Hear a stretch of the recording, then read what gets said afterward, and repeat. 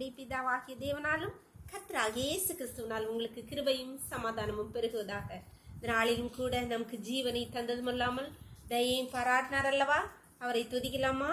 நான் நிற்கும் பூமி நிலை குலைந்து அழிந்தாலும், நான் நிற்கும் பூமி நிலை குலைந்து அழிந்தாலும், என் நம்பிக்கை அஸ்திபாரம் அசைந்தாலும், நான் நம்புவதற்கு ஒன்றும் இல்லை என்றாலும், நம்புவேன் என் இயேசு ஒருவரே, நம்புவேன் என் இயேசு ஒருவரே, நான் நம்புவேன் என் இயேசு ஒருவரே, நம்புவேன் என் இயேசு ஒருவரே,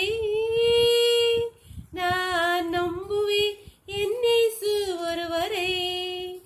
என் பாதையெல்லாம் அந்தகாரம் சூழ்ந்தாலும், வாழ்க்கை முடிந்தது மறுவாழ்வு இல்லை என்றாலும், என்னை தேற்றுவதற்கு யாரும் இல்லை என்றாலும், நம்புவேன் என் இயேசு ஒருவரே, நம்புவேன் என் இயேசு ஒருவரே, நான் நம்புவேன் என் இயேசு ஒருவரே, நம்புவேன் என் இயேசு ஒருவரே, நான் நம்புவேன் என் இயேசு ஒருவரே.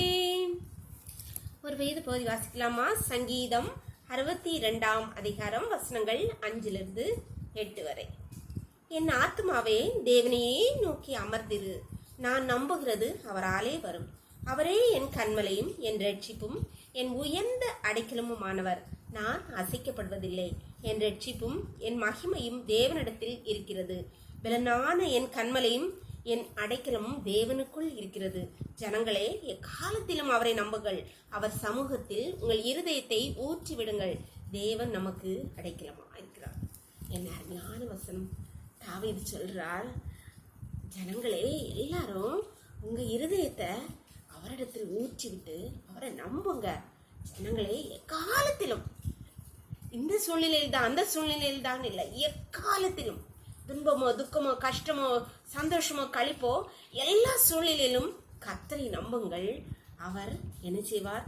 நான் நம்புகிறது எதற்காக? நம்ம இருதயத்தை அவரிடத்தில் என்ன காரியத்துக்காக அவரிடத்தில் ஊற்றிவிட்டு நான் நம்பிக்கையோடு இருந்தால் நம்மை நம்புகிறது நிச்சயமாய் அவராலே வரும் என்று தைரியமாய் சொல்லுகிறார். ஏன்னா அவர் அநேக காரியங்களை எப்படி பெற்றுக் கொண்டிருக்கிறார். நம்முடைய வாழ்க்கையில அநேக காரியங்களை, சின்ன சின்ன காரியங்களே பெற்றிருப்போம். பெரிய காரியங்கள் இருக்கும்போது நடக்குமா நடக்காதா அப்பாட்ட சொல்லியிருக்கோம், இது பெரிய காரியமா இருக்கு, அதற்குரிய சாத்தியங்கள் எதுவுமே இல்லையே, எப்படி நடக்கும் என்ற விசுவாச குறைவு நம்மிடத்தில் இல்லாமல் கர்த்தரை நம்புங்கள். நிச்சயமாய் நம்புங்கள், முழு நிச்சயமாய் நம்புங்கள். நீங்கள் நம்புகிறது அவராலே நிச்சயமாய் வரும். ஜெபம் பண்ணலாமா? கர்த்தரிடத்தில் நம்பிக்கையோடு உங்கள் காரியங்களை சொல்லி நம்புங்கள். நீங்கள் நம்புகிற காரியம் நிச்சயமாய் உங்களுக்கு வரும். எங்களை நேசிக்கிற எங்கள் பரலோகத்தின் தகப்பனே, தர்மையான நாளுக்காக நன்றியப்பா. நாளைக்கு கூட எங்களை ஆயுளோடு கூட்டினீங்களேப்பா, உங்க கிருபையை தாங்கினீங்களேப்பா. நன்றியப்பா, நன்றியப்பா. ஸ்தோத்திரிக்கிறோம்ப்பா. உடைய கிருபைக்காக இரக்கங்களுக்காக நன்றி கர்த்தாவே. நேரத்திலும் அடியாளோடு இணைந்திருக்கிற ஒவ்வொரு பிள்ளைகளும் உடைய கருத்துல தெரியுமாப்பா.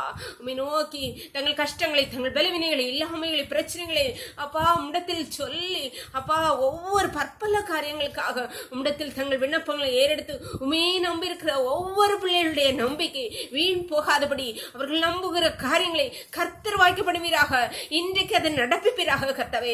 நாங்கள் நம்புகிறது அவராலே வரும், உம்மாலே வரும் தகப்பனே. நாங்கள் நிச்சயமாய் நம்புகிறோங்கப்பா.